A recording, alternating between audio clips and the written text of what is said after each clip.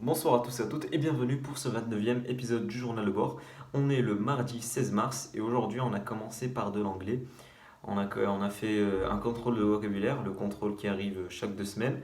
Et puis on a fait un thème. Alors le vocabulaire, ouais ça va. Euh, on triche comme d'habitude, mais tout le monde triche.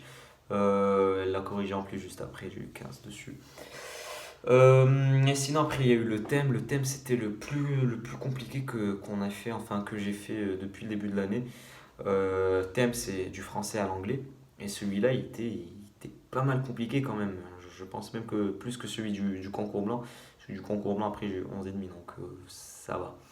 Mais celui-là, je sais pas si j'ai réussi ou pas. On verra bien. J'ai essayé de me débrouiller comme d'habitude, ne pas essayer de créer des expressions et prendre une expression approximative au lieu de prendre quelque chose qui n'existe pas hein, pour traduire une idée. Euh, voilà, on verra ce que ça va donner. Je l'ai pas foiré, je pense pas que je l'ai foiré, mais je l'ai pas réussi, clairement, je l'ai pas réussi. Sinon, à 10 heures on a continué les maths, les intégrales impropres, on les a finis. Ouais, c'était facile, du coup, sur les 1h30 on a fait des intégrales, on les a finies, on a parlé des intégrales de Riemann, de Gauss, des formules à apprendre.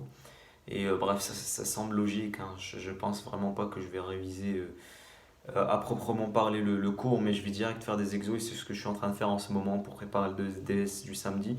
Je prends les DS les DS de l'année dernière. Là, je suis sur un sujet sur des intégrales généralisées et je vais essayer de le finir ce soir. Mais bref, le cours, je pense pas que je vais m'attarder dessus parce que c'est des évidences. Par contre, les développements limités qui sont venus après, c'était tout sauf des évidences.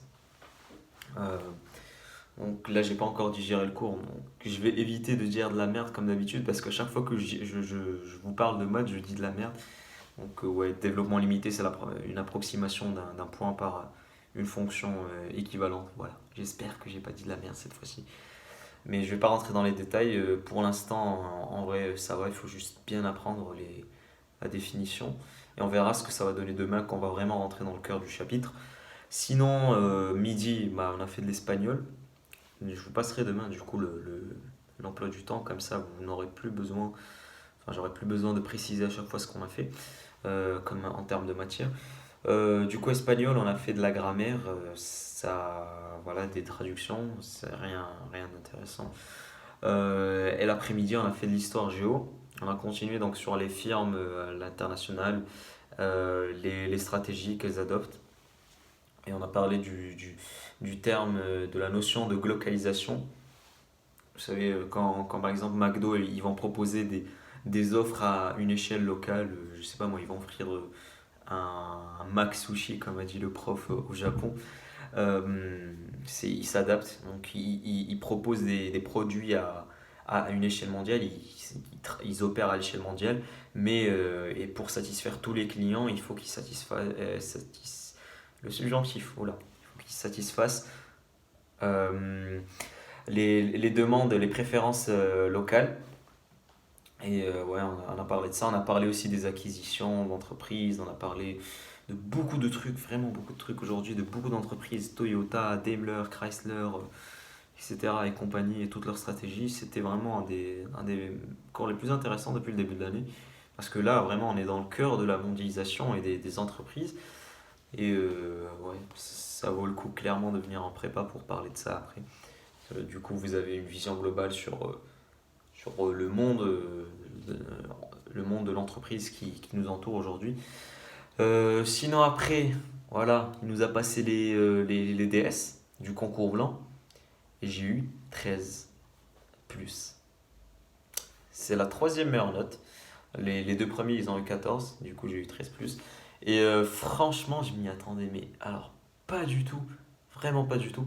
Je pensais que je l'avais foiré, enfin pas foiré, mais je pensais que j'allais avoir un 9 ou un 10, parce que quand même les connaissances sur les années 70 et 80 par rapport à la France, j'avais pas grand-chose comme connaissance, et je me suis débrouillé à l'arrache, mais franchement, ça fait plaisir. Ça m'a sauvé mon concours blanc. Je connais pas encore mon classement sur le concours blanc, je l'aurai demain lorsque la prof va nous passer le bilan.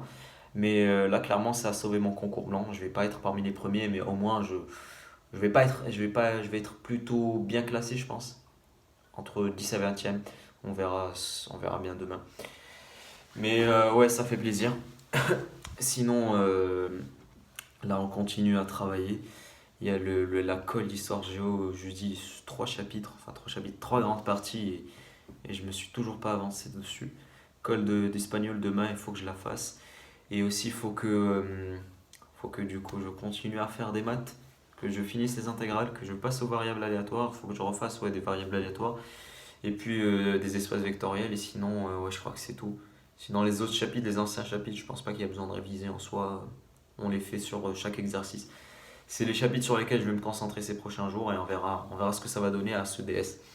Bref, voilà, c'est tout ce que j'avais à dire pour aujourd'hui. Moi, je vous souhaite une bonne soirée, travaille bien et à demain.